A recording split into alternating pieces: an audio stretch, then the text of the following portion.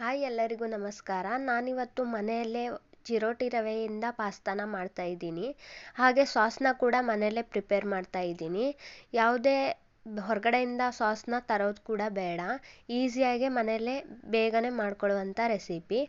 ಬನ್ನಿ ಮಾಡ್ಕೊಳ್ಳೋಣ. ಅರ್ಧ ಕಪ್ ಆಗುವಷ್ಟು ಚಿರೋಟಿ ರವೆನ ನಾನಿಲ್ಲಿ ತೊಗೊಂಡಿದ್ದೀನಿ.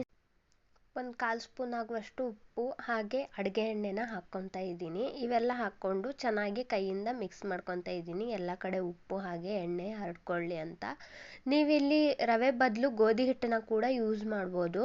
ಗೋಧಿ ಹಿಟ್ಟಲ್ಲಿ ಸ್ವಲ್ಪ ಟೇಸ್ಟ್ ಚೇಂಜ್ ಇರುತ್ತೆ, ಇದರಲ್ಲಿ ತುಂಬಾ ಚೆನ್ನಾಗಿ ಬರುತ್ತೆ ಟೇಸ್ಟು.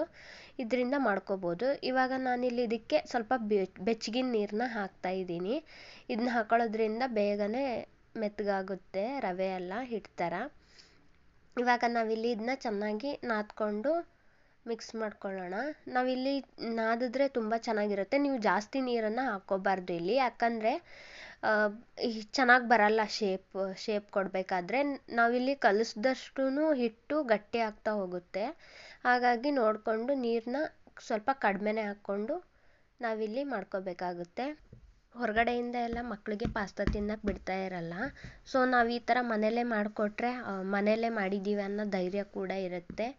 ತುಂಬ ಇಷ್ಟಪಟ್ಟು ತಿಂತಾರನ್ನೋ ಖುಷಿ ಕೂಡ ಇರುತ್ತೆ. ಸೊ ಹಾಗಾಗಿ ನಾನು ಯಾವಾಗಲೂ ಮನೆಯಲ್ಲೇ ಮಾಡಿಕೊಡ್ತೀನಿ.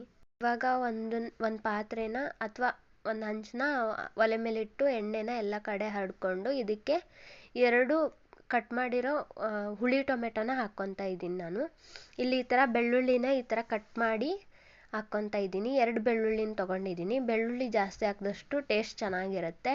ನಾವು ಈ ಥರ ರೋಸ್ಟ್ ಮಾಡಿ ಸಾಸ್ನ ಮಾಡ್ತಾ ಇರೋದ್ರಿಂದ ತುಂಬ ಟೇಸ್ಟ್ ಚೆನ್ನಾಗಿರುತ್ತೆ. ನಾನಿಲ್ಲಿ ಒಂದು ಅರ್ಧ ಈರುಳ್ಳಿನ ಹಾಕ್ಕೊತಾ ಇದ್ದೀನಿ. ಹಾಗೆ ಇಲ್ಲಿ ತೋರಿಸ್ತಿದ್ದೀನಿ ನೋಡಿ, ನಾನಿವಾಗ ಕೊತ್ತಂಬರಿ ದಂಟು ಏನಿರುತ್ತಲ್ಲ ಅದನ್ನ ಹಾಕ್ತಾ ಇದ್ದೀನಿ. ಇದನ್ನ ಈ ಥರ ಲೋ ಫ್ಲೇಮಲ್ಲಿಟ್ಟು ಸ್ವಲ್ಪ ಹೊತ್ತು ಮುಚ್ಚಿ ಬಿಡಬೇಕು. ಹಾಗೆಯೇ ಹೈ ಫ್ಲೇಮ್ ಮಾಡಬೇಡಿ, ಸೀದೋಗ್ಬಿಡುತ್ತೆ. ಈ ಥರ ಬ್ರೌನ್ ಕಲರ್ ಆಗೋ ತನಕ ನಾವು ಇದನ್ನ ಮಾಡ್ಕೋಬೇಕಾಗತ್ತೆ. ಈ ಥರ ಮಾಡೋದ್ರಿಂದ ತುಂಬಾ ಸಾಸು ಟೇಸ್ಟಾಗಿ ಬರುತ್ತೆ, ನಾವು ರೋಸ್ಟ್ ಮಾಡಿ ಮಾಡೋದ್ರಿಂದ. ಇವಾಗ ನಾನು ಇದನ್ನ ಒಂದು ಸ್ವಲ್ಪ ಹೊತ್ತು ಫ್ರೈ ಮಾಡ್ಕೊತಾ ಇದ್ದೀನಿ. ನಾನಿವಾಗ ಇಲ್ಲಿ ಕಾಳುಮೆಣಸನ್ನು ಕುಟ್ಟಿ ಪುಡಿ ಮಾಡ್ಕೊಂಡು ಹಾಕ್ಕೊತಾ ಇದ್ದೀನಿ. ಫ್ರೆಶ್ ಆಗಿರೋದೇ ಹಾಕ್ತಾ ಇದ್ದೀನಿ ನಾನು, ಅಂಗಡಿ ಪೌಡ್ರನ್ನ ಹಾಕ್ತಾ ಇಲ್ಲ. ಇದರಿಂದ ತುಂಬ ಫ್ಲೇವರ್ಫುಲ್ ಆಗಿರುತ್ತೆ.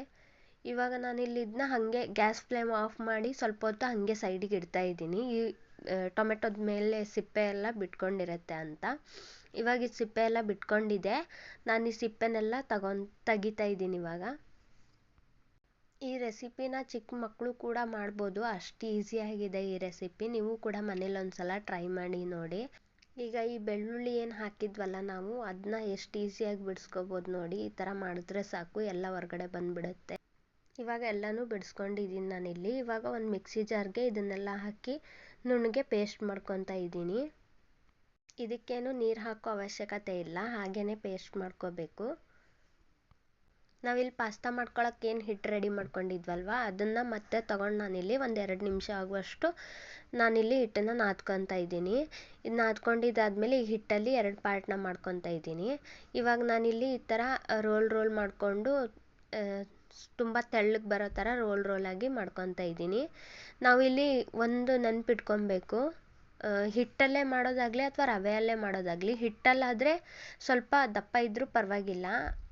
ಆದರೆ ರವೆಯಲ್ಲಿ ಮಾಡಬೇಕಾದ್ರೆ ನಾವು ತುಂಬ ಸಣ್ಣಗೆ ಮಾಡ್ಕೋಬೇಕಾಗುತ್ತೆ. ಯಾಕಂದರೆ ರವೆ ಬೇಯಿಸಿದಾಗ ನಾವು ಪಾಸ್ತಾ ಬೇಯಿಸ್ತೀವಲ್ವ, ಆವಾಗ ತುಂಬ ಡಬಲ್ ಸೈಜ್ ಆಗುತ್ತದು.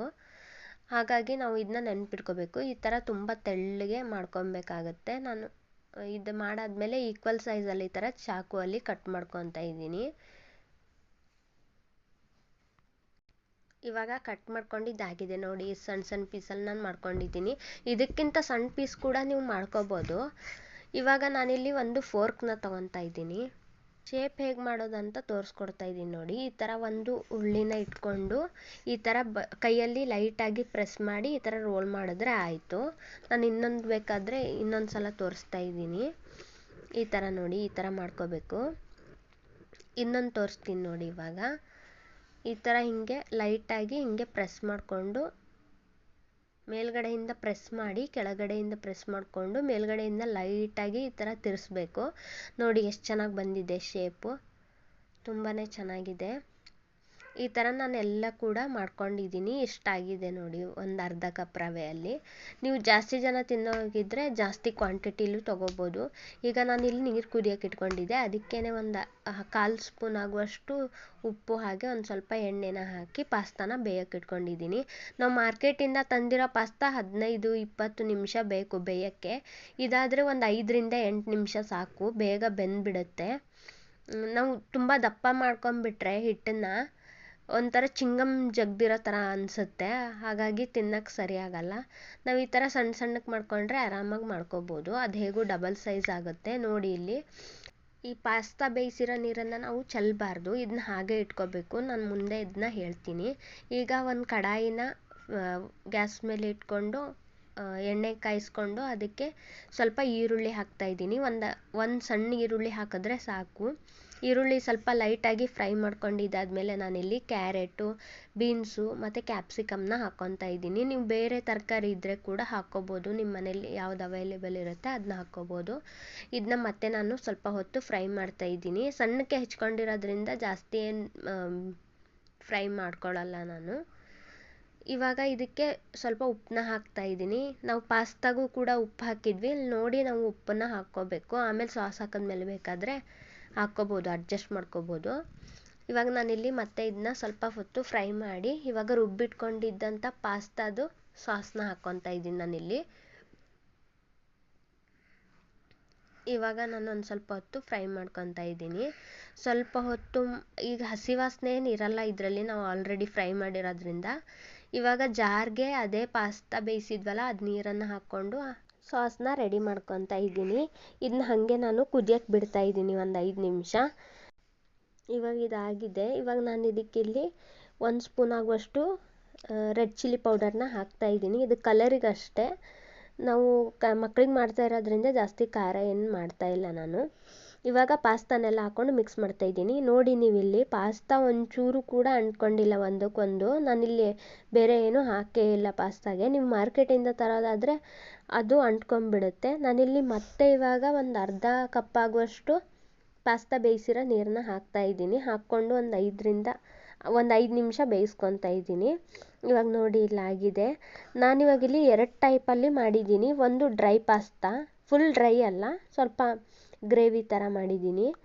ನೋಡಿ ಎಷ್ಟು ಚೆನ್ನಾಗಿ ಬಂದಿದೆ ಅಂತ. ನಾನಿವಾಗ ಇಲ್ಲಿ ಇನ್ನೊಂದು ಥರ ಸೂಪ್ ಪಾಸ್ತಾ ಅಂತ ಮಾಡಿದ್ದೀನಿ, ಸೂಪ್ ಥರ. ನೀವಿಲ್ಲಿ ಬೇಕಾದರೆ ನೀವು ಫುಲ್ ಡ್ರೈ ಕೂಡ ಮಾಡ್ಕೋಬೋದು. ನಾನಿಲ್ಲಿ 2 ಗ್ರೇವಿ ಪಾಸ್ತಾ ಮತ್ತು ಸೂಪ್ ಪಾಸ್ತಾನ ಮಾಡಿದ್ದೀನಿ. ನೀವು ಮನೆಯಲ್ಲಿ ಒಂದ್ಸಲ ಟ್ರೈ ಮಾಡಲೇಬೇಕಾದಂಥ ರೆಸಿಪಿ ಇದು. ವಿಡಿಯೋ ಇಷ್ಟ ಆದರೆ ಲೈಕ್ ಮಾಡಿ, ಕಮೆಂಟ್ ಮಾಡಿ, ಹಾಗೆ ಚಾನೆಲ್ಗೆ ಸಬ್ಸ್ಕ್ರೈಬ್ ಮಾಡಿ.